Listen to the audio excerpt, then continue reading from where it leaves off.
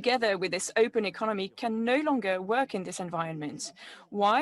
Well, because historically it was the fruit of a compromise, which was democratic societies, individual freedom, a progression for the middle class, which led to this progress of societies.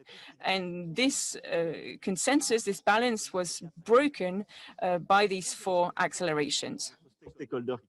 And so I really believe in what you said, stakeholder capitalism, meaning that we need to put back at the heart of the model the response to these four questions. Over the last few years, we've tried to do so. States have tried to do so, but states alone cannot do that. If we try to do that, we'll have a problem because the state will be the only one who tries to correct external negativity. So it incurs a lot of debts to pay on its own for the remedy to climate change, remedy to inequalities. And so you have a model where you have an overwhelming public debt and taxpayers have to pay for that. And as we know, taxpayers are the sedentary actors, if you will. They cannot enjoy all the benefits of globalization. This is why I'm convinced that we will believe the future of humanity by keeping certain fundamental things: private property, cooperation, individual and collective freedoms, which are the bedrock of our societies. So all of this must lead us to rethink our organizations, to bring back to the heart of companies and undertakings the fight against social inequalities, the regional disparities, the climate consequences of our actions. So what we've called over the last few years the economic, social, and environmental responsibility, CSR, basically corporate social responsibility, these are innovations that we need to take one step further. We need to reform our companies from within so that all of the stakeholders, as in stakeholder capitalism, employees, employers, shareholders, we all need to take into account the impact of the actions in terms of the democratic impact, environmental impact, and social impact. You've mentioned, Mr. President, that several things. And today, I'm pleased to announce that we have announced the commitment on the part of private companies to report on a regular basis against specific and accurate criteria regarding their corporate social responsibility and environmental responsibility along the so-called ESG criteria. Regarding the environment,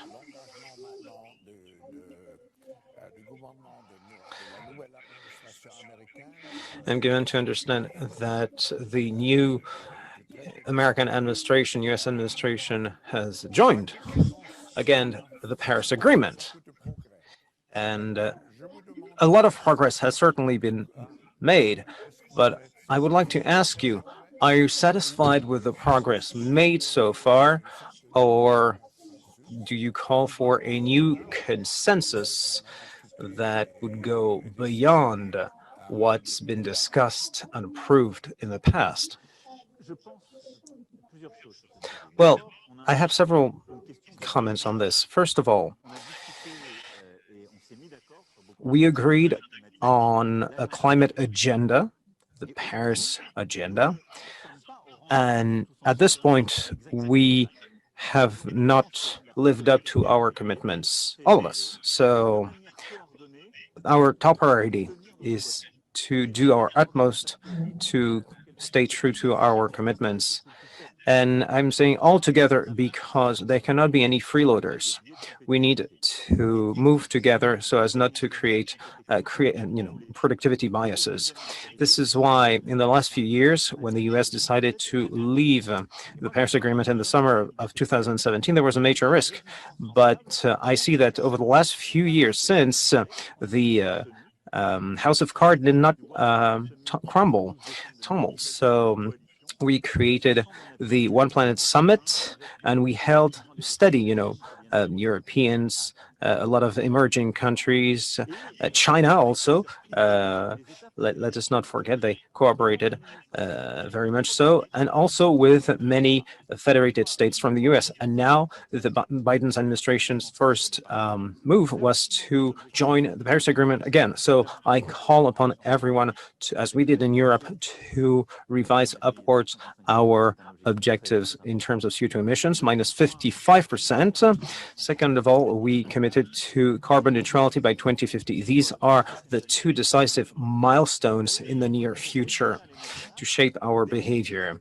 Now, we need to apply this at the local, the regional level. We need to have a carbon pricing that is high enough. We need to have mechanisms that encourages and invites companies to go down that road. We need to have sanction mechanisms so that companies, households can go faster, stronger. We need to renovate our buildings, our cars, etc., etc. So this is the first pillar, and it is essential. The second pillar is about bringing with us the finance industry and private companies, the private sector. And this circles back to what we were saying. I really believe in the initiative that we've set up with the One Planet Summit, with sovereign wealth funds, asset managers, and private equity players. So on December 12th of last year, we had a virtual meeting with all these partners, and we've managed to bring under one same heading, if you will, one same project, the Climate Financial Disclosure Task Force, the so-called CFD task force. This is a great step forward. And so we have a great methodology now. Investors have committed themselves to a measurement methodology, which is really what you were talking about, and which we are now applying at company level. And on December 12th last, we managed to have the companies of the CAC 40 in France adopt this new methodology. So they will have to prove to the markets, to the capital markets, that they comply with these criteria. Third pillar, we need to do the same with biodiversity.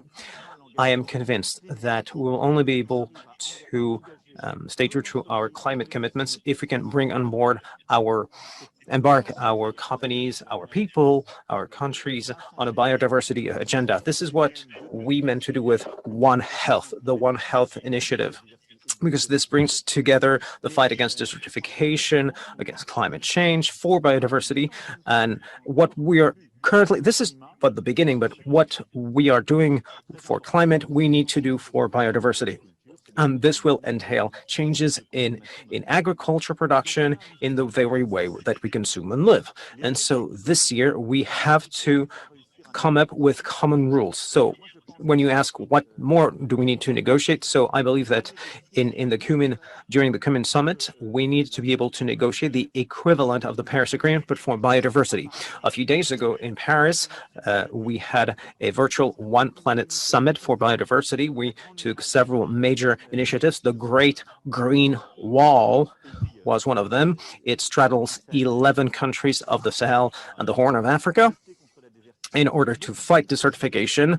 Many initiatives also for biodiversity, and we launched a new initiative for financial disclosure.